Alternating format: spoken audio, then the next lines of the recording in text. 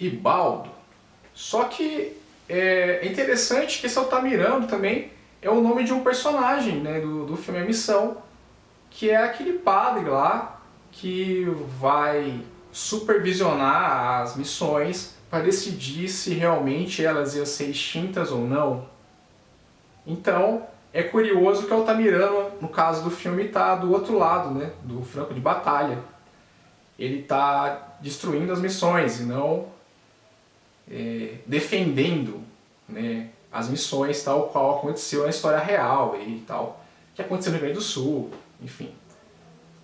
Vale a pena explorar isso, saber mais. Bom, o outro assunto que a gente tratou na última aula, né, foi uma análise sobre o livro, que é um dos mais importantes de todos, História da América Colonial, que é um livro recente, produzido por um historiador inglês que dá aula nos Estados Unidos, hoje em dia, na Universidade da Pensilvânia, chamado Matthew Hastell. Ele escreveu um livro que faz uma revisão de certos pressupostos que são tratados por Todorov. Esse livro chama-se Os 7 Mitos da Conquista.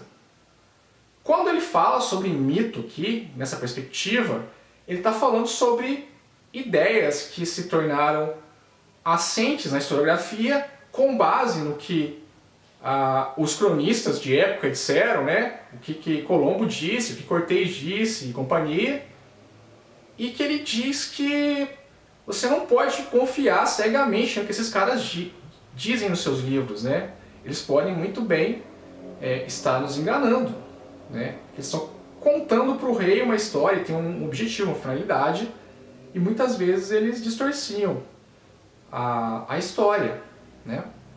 Então, Matthew Hastell ele aponta 7 mitos, 7 ideias que foram prosperando ao longo dos tempos pela historiografia, por historiadores, inclusive como Todorov, que é um dos autores que o Hastell critica.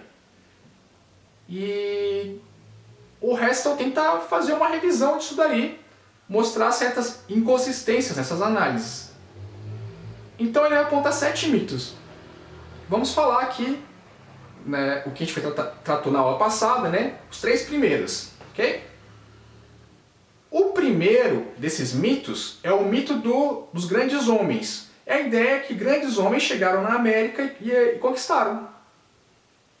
Caras fora da curva, caras extremamente geniais. Chegaram aqui e, com tudo adverso, conseguiram conquistar aquilo que almejavam. Hastell fala, cara, a coisa é muito mais complexa. Por exemplo, Colombo, e isso vai coincidir com a análise Todorov, inclusive, ele é o cara que fez uma poça, mas ele não tinha certeza, ele não sabia que ia chegar à América, né? Achava que ia chegar em outro lugar, né? E o que o Hastell ele vai frisar é que o Colombo herda toda uma tradição náutica portuguesa. Eu achei muito interessante isso. Ele fala que Portugal foi imprescindível para a descoberta da América, né? O Colombo mora lá um tempo e tal, e se não fosse isso, ele nunca ia ter chegado aqui. Então tem todo um legado aí, né, precedente, né, história cultural, que fez com que Colombo chegasse à América. O mesmo ele fala de Cortés e Pizarro. Ele fala que esses caras não são gênios, né, que inventavam suas técnicas militares e como ia agir com os indígenas, e por isso deu certo a conquista com tudo adverso. Ele fala que, na real, né, o modus operandi desses caras era muito parecido com o que havia antes, né?